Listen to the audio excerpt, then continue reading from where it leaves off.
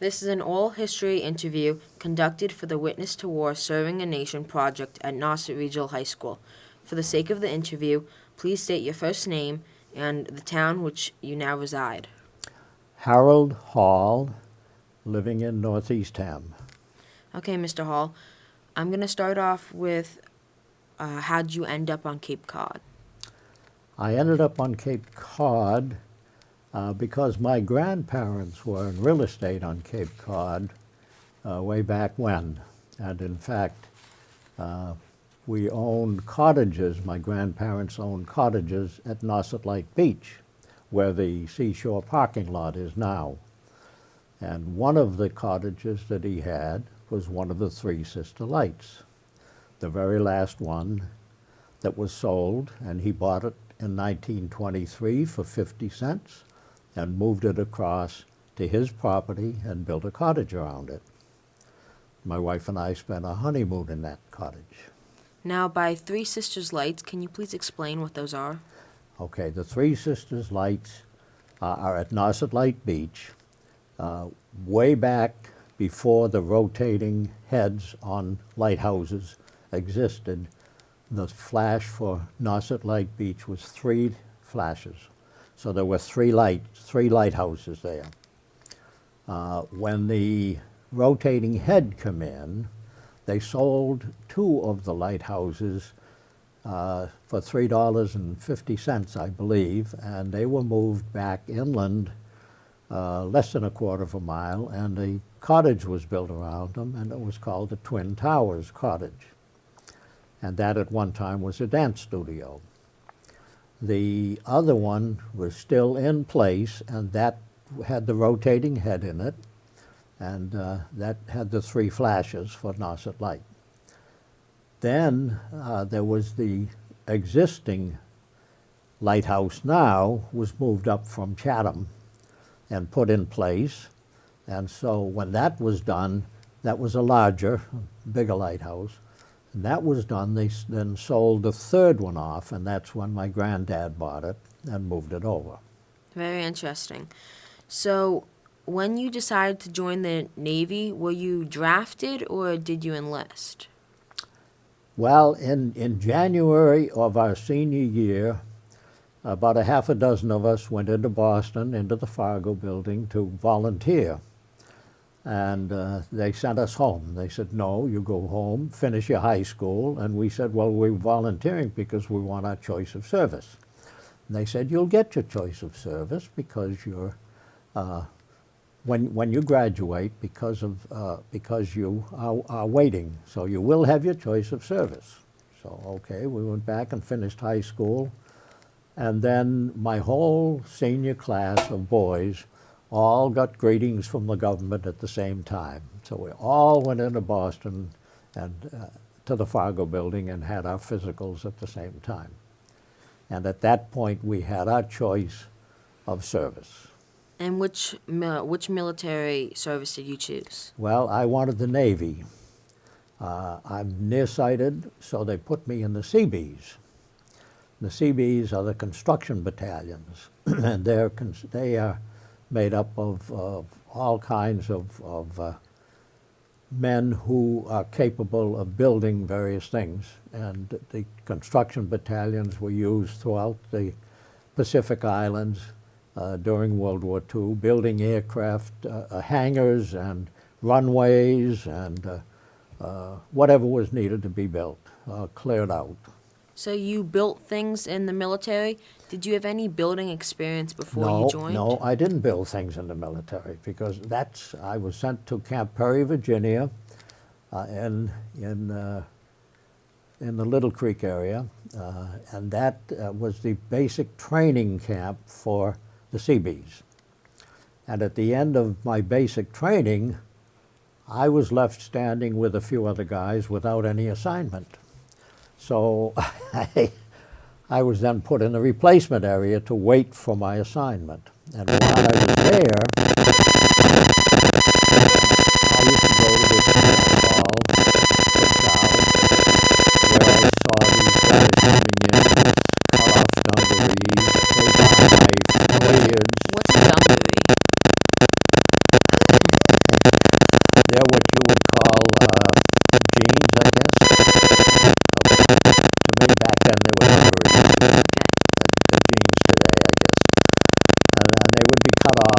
would have a K-bar knife, and they would have beards, and they looked pretty raunchy.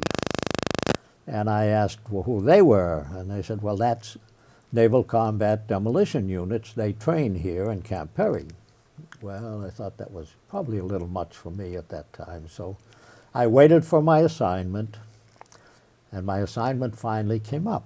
Now, I'm 18 years old, ready to go, not looking to stay in the States, looking for what young 18-year-old men look for in the service. And my assignment was that I was going to stay there in Camp Perry, and I was going to be in charge of cleaning the officers' toilets. Right alongside that was a poster, needed 100 volunteers for demolition. So I ran right over there, and I asked them if they had any physical limitations, and they said no. So I said, fine, sign me up. So that's how I got into that. That's very interesting. Now, when you first decided to join the Navy, were your parents at all hesitated or mad at you? No, my sister, a year and a half older than me, was already in the waves, and my younger brother was anxious to go. He was 3 years younger than me, and he's biting at the bit, but he's too young. And they knew that I was going to go. They knew that my age was such that I was going to go, and so back then, everyone accepted that. So you mentioned that you ended up joining a demolition team. Yeah. What were some of the roles you did? Some of the roles, I don't know what you mean. Like what was your day-to-day life in the demolition team? Okay, well, first of all, before you were accepted in the team, you had to go through a rigorous training course. And the first thing they did was move us into a barracks. And at 5 o'clock in the morning, they rousted us out. And we went to breakfast. And we had to be back by 5:30 and ready to go to the practice field. And the practice field was 3 miles away, and it was a forced march all the way, which means you ran all the way there.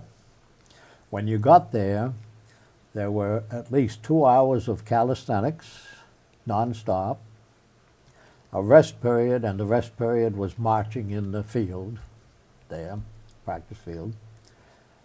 Then there was 2 hours of rifle drill where you weren't allowed to let the rifle get below your shoulders. And if you did, you had to duck waddle across the field holding the rifle up over your head.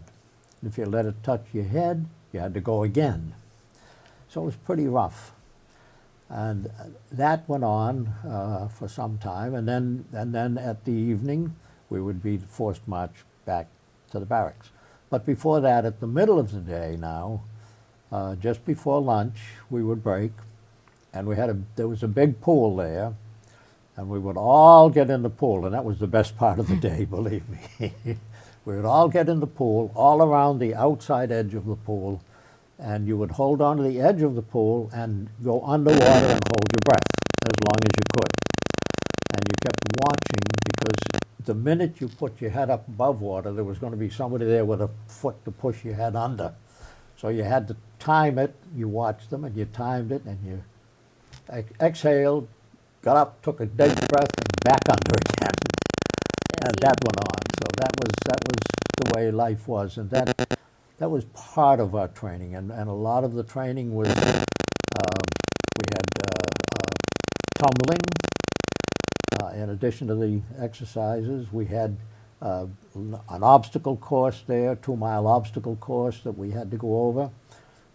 We had, at one time, we put a large circle, about a 20-foot diameter circle in the field, and we put 10 guys inside the circle with boxing gloves, and you hit away until the last man is standing. I lost a tooth on that. And that went on like that. And that was the training, and it was very tough. And I ended up in the obstacle course, when I jumped down from the high wall, I threw my knee out.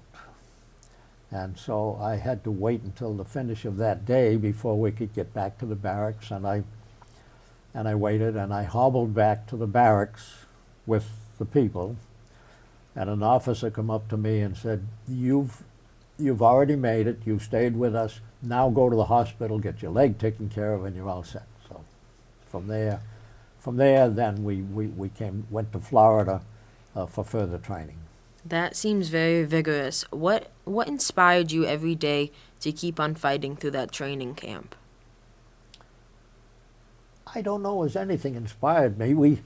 Well, maybe it was the rest of the guys too, because everybody said we would get back to the barracks at night and we said, that's it, I quit, I'm not going any further. But the next morning you would try to roll out of bed and go on again. And as a matter of fact, during that 1 week, we went through almost 700 guys to try and get one barracks with 70 men. All the others couldn't take it, just washed out. Now, did you make any friendships that you still talk to today? I made a lot of friendships, and I had 3 or 4 very good friendships. They're all dead now. I'm very sorry for that. So, moving into some of your military experience, how has World War II affected your life today? Well, up until, I don't know as it affected it very much. The fact that I went through the service, through the war, when I got out, I was very fortunate in that I was able to use the GI Bill, and it put me through college, gave me a great education and a good future, and it went well.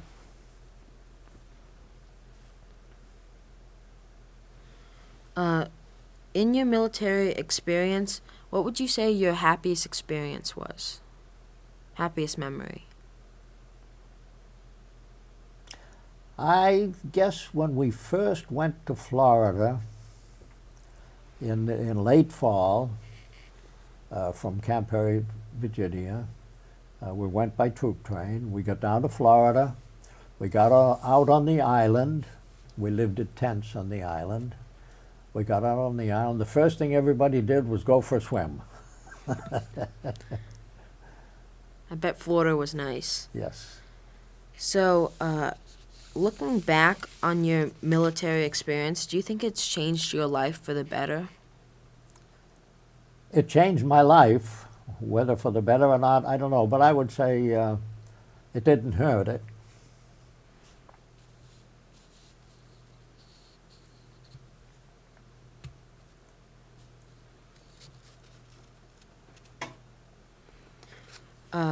You said that you were on a demolition team. Who Yes. do you think had the greatest impact on you during your whole military experience? Who had the greatest Yeah, effect whether on me? it was during training or your commander. Well, okay, when we finished training in Fort Pierce, Florida, the rubber boat crew that I was with, and incidentally in our training, at the end of the training, rubber boat crews were made up. Now, a rubber boat crew was 5 enlisted men and an officer or a chief. And that rubber boat crew, from that day on, lived together in Tent City, so forth, or wherever. And we did everything in rubber boats in Florida. And there was a construction battalion down there that was there for the purpose of making obstacles and placing them in the water for us to come in from the ocean and set up explosives on them and blow them out. And so we had to learn all of that. The commanding officer who established this, Commander Kaufman, was an outstanding individual. He was a Naval Academy graduate because his father was an admiral, but they would not commission him when he graduated because of his poor eyesight. So he went over to Europe and he volunteered as an ambulance driver in France. And he was then captured by the Germans, but because he was a civilian, he was released. He went over to England and volunteered to do bomb and mine disposal work.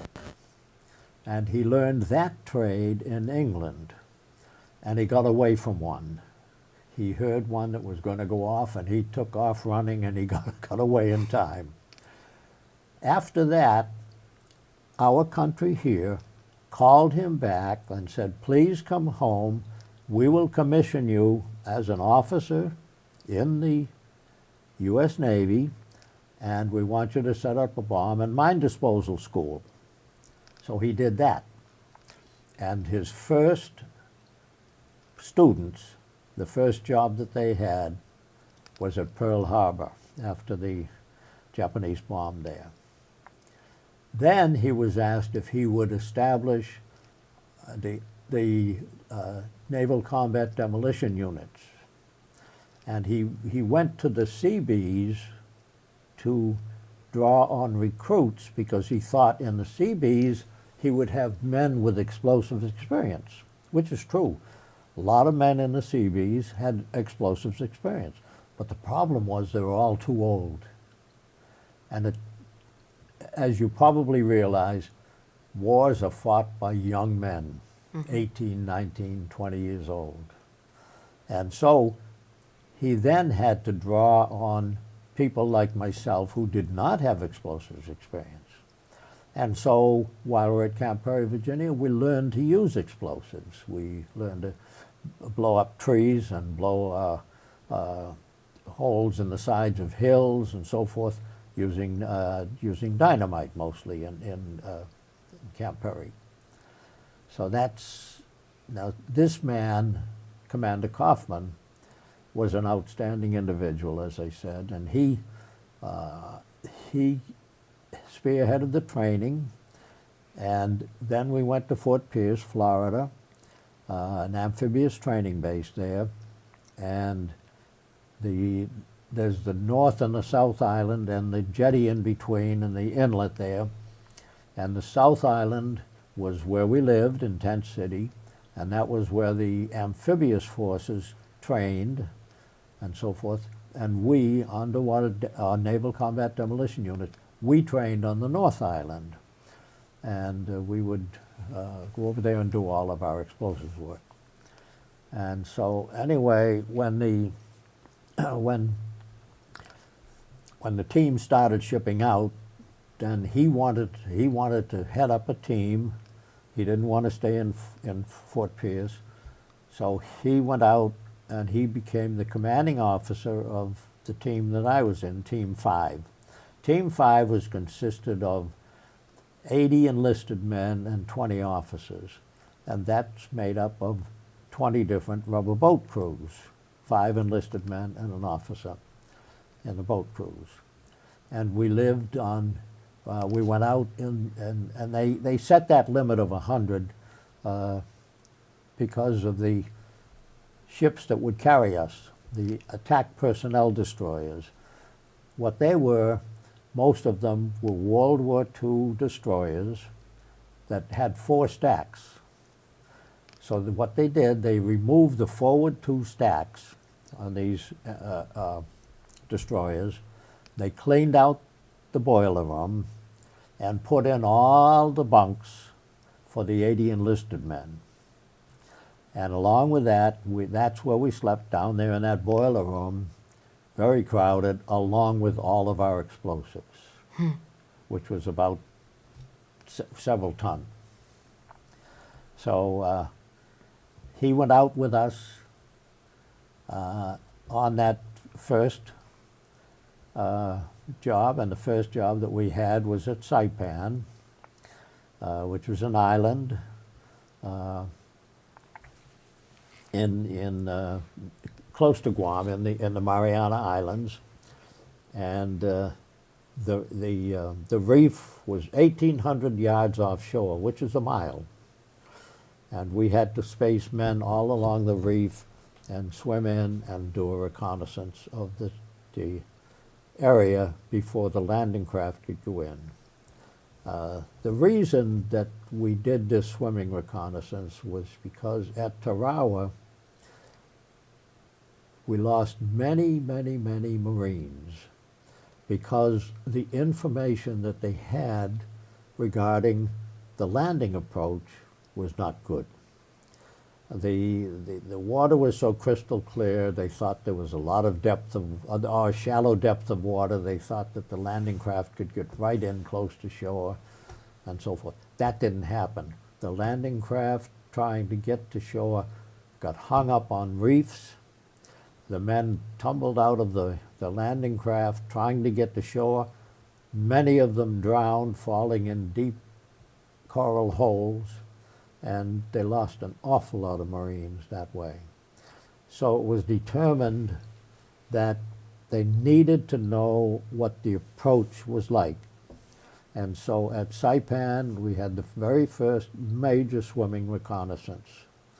And that was done at 9 o'clock in the morning, the day before the landing by the Marines.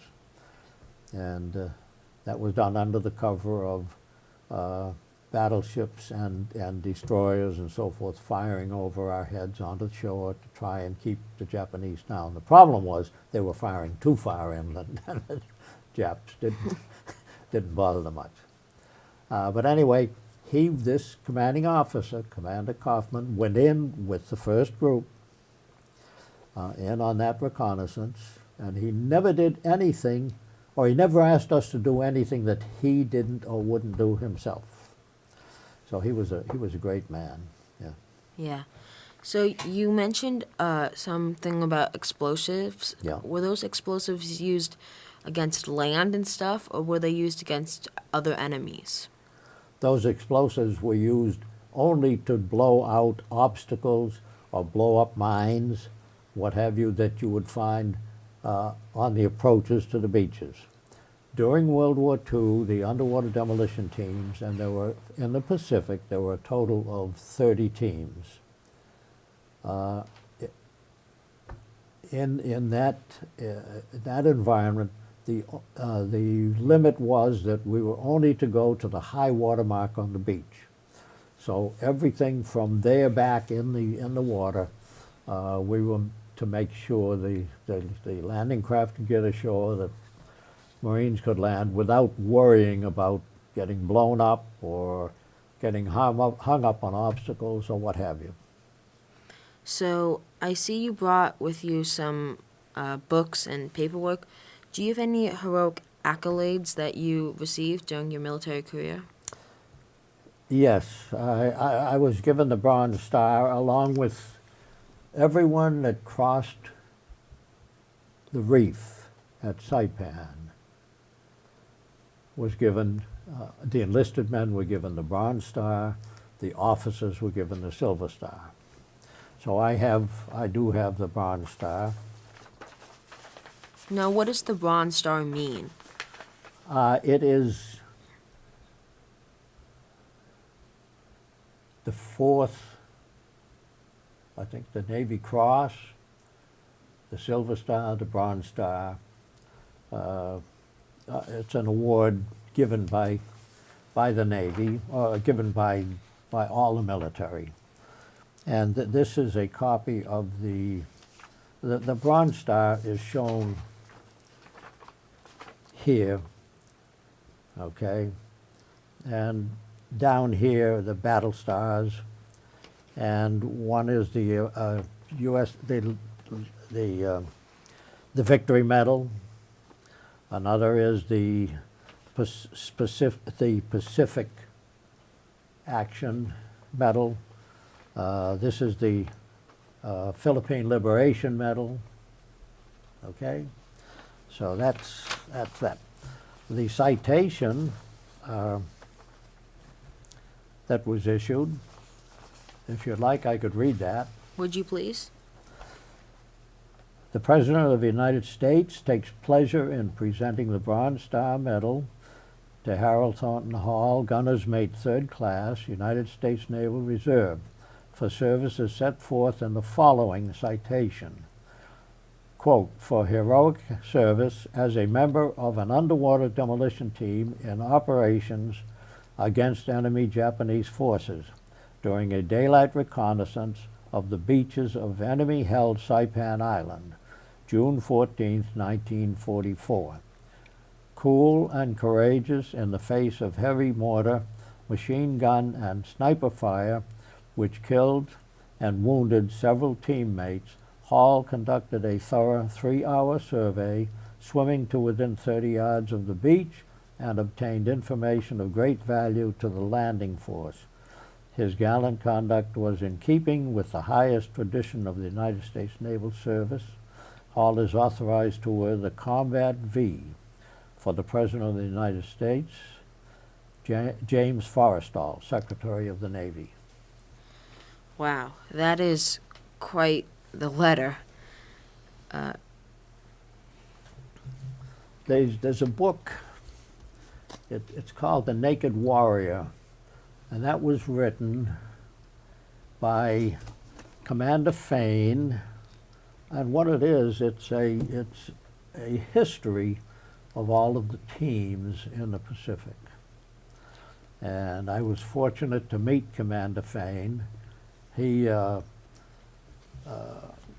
was a career officer and was really quite responsible for continuing underwater demolition and demolition in the Navy after the war. And I got him to sign my book. That's awesome. So after hearing your letter about how heroic you were, I think you would have some memories that were pretty dark. Could you share one of those memories with us? Dark memories? Yes. Well, I was just going to show you in here.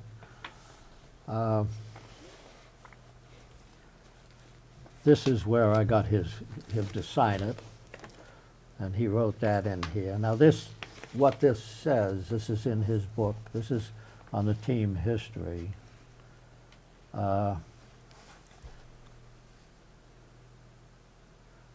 Japanese were getting the range, their mortar shells bursting near and even under the swimmers. Harold Hall was blown clear out of the water by an undersea burst and survived. 5 other swimmers suffered internal injuries from blast concussion before the hour-long swim was completed. So forth. So that's, and you asked frightening time? Yeah. Yeah. That was one of them. That sounds like it. Yeah. So after the military, what'd you decide to do? Well, after the military, I had a great time in high school. I played my way through high school. I didn't study much. I played football, I played baseball, I played ice hockey, and I had a wonderful time. Now I'm home. Now I have to get, if I want to go to college, I have to get my grades up. Mm-hmm. So fortunately, I lived close enough to Thayer Academy in Braintree, and they had an afternoon program for veterans. And another chum of mine who was a pilot during the war, he and I went there, and we took courses. We took mathematics courses over, our physics course, our history, English, all kinds of courses. And then someone said to us, "Well, now it's time you've done pretty well on that. Now why don't you take the practice college boards?" And we did, and we both did pretty good. So someone said, "Well, you know, that was only a practice, but why don't you send them in somewhere?" So we decided, well, okay, that's a good idea. Where should we send them? Well, we both heard about Brown University, but didn't know anything about it. So we said, well, let's send it there, which we did. Well, I called our high school principal secretary, whom I knew quite well because I was friends with her younger brother. And I asked her if she would forward our high school transcripts and so forth to Brown for us. And she said, "Oh, I'll take care of it." So it was very good. So we were both invited down to Brown for an interview. And we both went in together to the dean's office, and we sat down. And the dean said to us, well, he said, "You know, I look at your grades, and they weren't very good in high school. However, your class positions were very good." And we nodded, yes. That got us into Brown. And I'm convinced that that secretary raised our class positions up higher. So our last question is if your grandson or granddaughter came to you asking if you would recommend joining the military, what advice would you give them? Absolutely. I think that the military should be a requirement for anybody getting out of high school. I think it would be the discipline you learn is just tremendous. Yeah, I think it should be for everyone. Well, Mr. Hall, I want to thank you again for coming in and doing this interview with us. I hope this interview can honor your military experience. Thank you. Well, thank you.